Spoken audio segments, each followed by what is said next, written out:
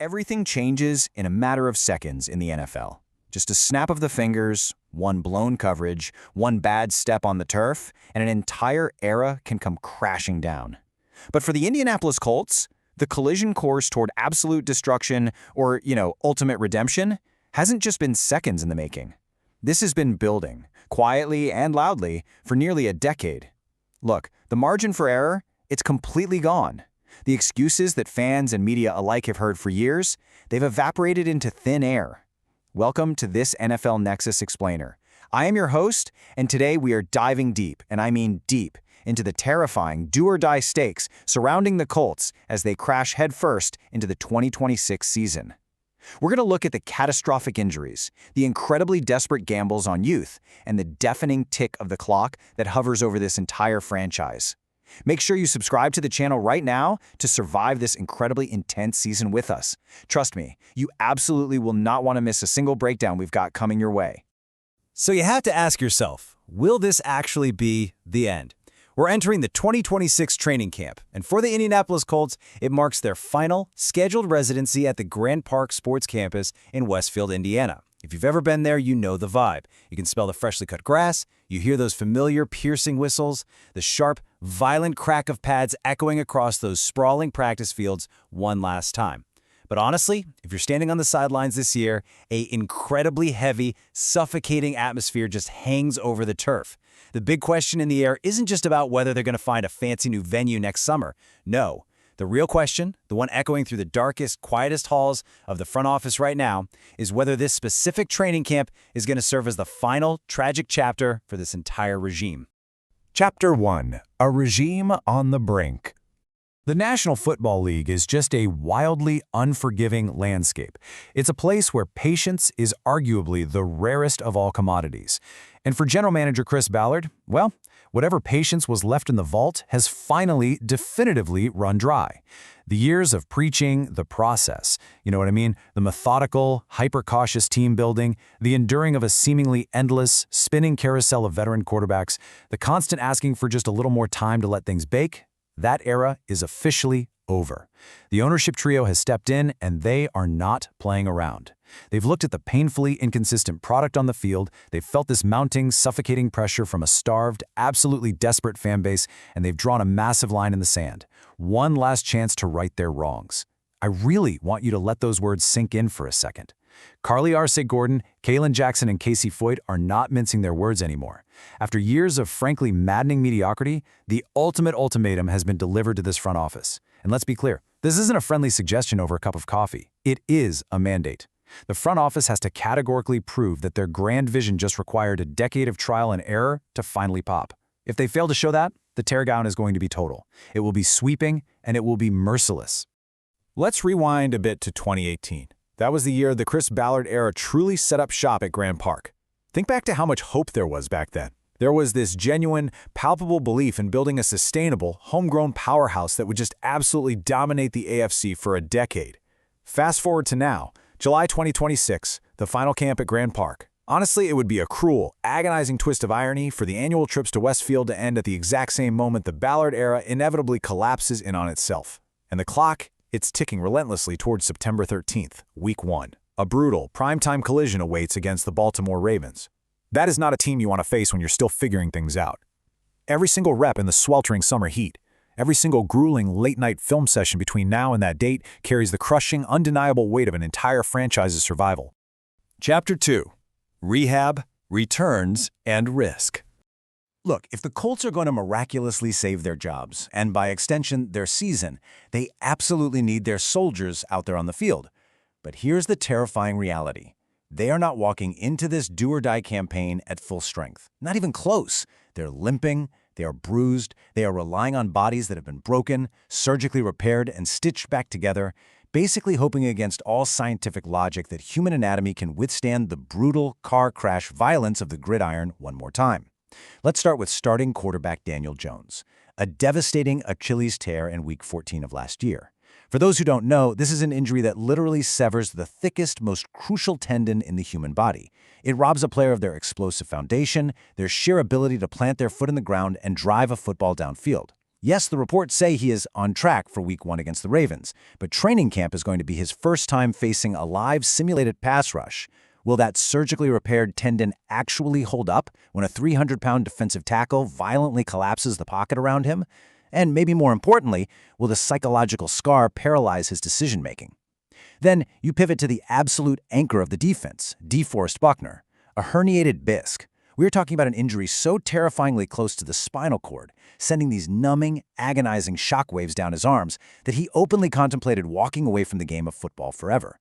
And don't forget wide receiver Alec Pierce. He underwent a highly delicate ankle surgery in late March, staring down a massive 4 to 6 month timeline that could entirely wipe out his physical preparation for the most important year of his career. It's a medical ward trying to win a championship. 12. I want you to just look at that number. 12 games.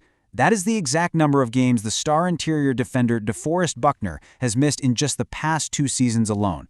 Now, whenever he is actually on the field, he is undeniably one of the premier interior disruptors in the entire National Football League. He demands constant, exhausting double teams, but you know the old saying, right? The best ability is availability. When he is gone, when he's on the sideline in street clothes, the entire defensive structure statistically crumbles to the ground. Why? Because without Buckner inside occupying those double teams and eating up blocks, the linebackers are suddenly swallowed whole by 330-pound guards climbing to the second level. The edge rushers completely lose their favorable one-on-one matchups on the outside. The pocket remains pristine for opposing quarterbacks to just sit back and pick the secondary apart. The regime's survival literally practically hinges on the structural integrity of a neck that almost forced to tighten into early retirement. That is terrifying. And guess what? The devastating injury lock doesn't just stop with the high-paid veterans. This curse has trickled all the way down to the youth.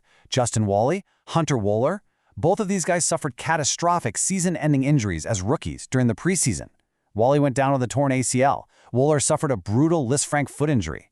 Now, a Lisfranc injury is uniquely devastating, especially for a defensive back. We're talking about an injury that practically shatters the incredibly complex cluster of bones and ligaments right in the midfoot. It entirely ruins their biomechanical ability to violently plant their foot and rapidly change direction to mirror a route-running receiver. These young defensive backs had phenomenal showings in camp. They were slated for major franchise-altering roles, and in a flash, their rookie years were just completely erased from existence. Now, here we are. They're being rushed right back into the fire. They're being asked to shake off a year of rust, completely ignore the lingering physical trauma in the back of their minds, and somehow perform like seasoned, shut-down veterans in a season where failure is simply not an option. Chapter 3. Replacing a franchise legend. The defense, coordinated by Lou Anarumo, is currently facing a severe existential identity crisis. Anarumo's specific defensive scheme relies heavily on extreme versatility, high-level football intelligence, and a completely dominant physical presence near the line of scrimmage. But as they take the field this summer, there is a massive, gaping void right in the middle of it all. 8 dominant, dependable years that is exactly how long Kenny Moore II spent anchoring the slot cornerback position for the Indianapolis Colts. The ghost of that departed pillar still heavily lingers in the facility today, because he wasn't just a player on the roster, he was the absolute heartbeat of the secondary. He dictated the incredibly complex coverage calls. He set the standard for effort and tenacity. And earlier this offseason, the team parted ways with him. It left an underrated gaping hole in Anarumo's highly complex defensive architecture, a crack in the foundation that might honestly be the exact thing that sinks this whole ship. When you actually break down the numbers, the sheer scale of the production they have to replace is, well, it's terrifying. 21 interceptions, 68 pass breakups, 11.5 sacks coming strictly from the cornerback position, 39 tackles for loss, and 6 forced fumbles. To put that into perspective, Kenny Moore II was basically a Swiss Army knife wrapped in dynamite. He earned Pro Bowl honors by completely mastering the complex geometry of the football field. Yes, his production naturally dropped off slightly in recent years as age caught up to him, but his sheer presence, his elite intellect in diagnosing screen passes before the ball was even snapped, and his absolute fearlessness and reliability in run support were just unmatched. You do not just draft a random player to replace this kind of legacy. You don't. You basically just pray. Pray that someone can capture just a tiny fraction of his magic. So what's the plan? Well, they are replacing the highest-paid Pro Bowler in Kenny Moore Jr. with a sophomore coming off an ACL surgery in Justin Wally. I really need you to let that sink in for a minute.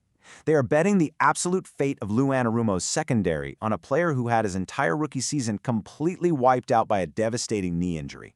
Now, Wally showed some exciting flashes before his knee gave out, but flashes in August do not cover elite, veteran slot receivers on a critical 3rd and 7 in the 4th quarter in November. An elite slot receiver will brutally exploit a hesitant, recovering cornerback. They will use sophisticated two-way goes, incredibly sharp, violent route breaks, and subtle head fakes to completely spin a young defender around until they don't know up from down. It is a monumental, franchise-defining risk, and I promise you, if Wally isn't completely 100% physically and mentally ready, opposing offensive coordinators are going to target this mismatch without an ounce of mercy all season long. Chapter 4. The Youth Must Deliver. And here's the thing. The massive gamble on Justin Wally is not an isolated incident. Actually, it's a symptom of the franchise's ultimate overarching strategy right now. They have staked their entire organizational survival on unproven draft picks. The roster? Sure, it looks incredibly talented on paper, but a terrifying percentage of that talent has absolutely zero professional readiness. Training camp isn't about patient, methodical development this year. It's a desperate, high-stakes crucible designed to forge rookies into savvy veterans literally overnight. Potential must become production, instantly.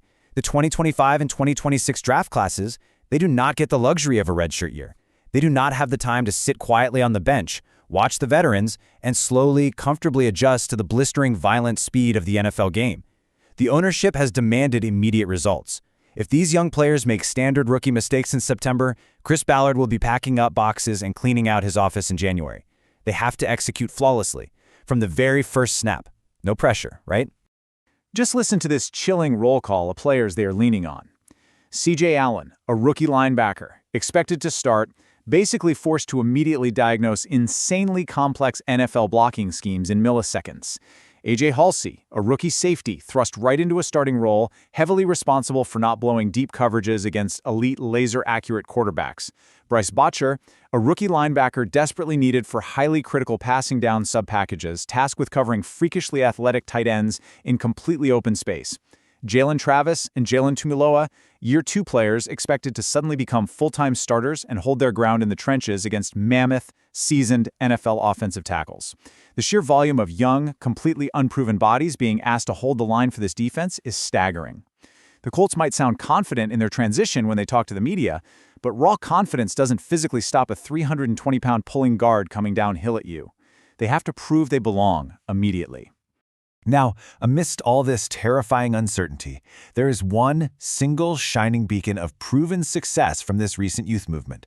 To quote the sources directly, the only player of the bunch who does not need any more convincing is second-year tight end Tyler Warren.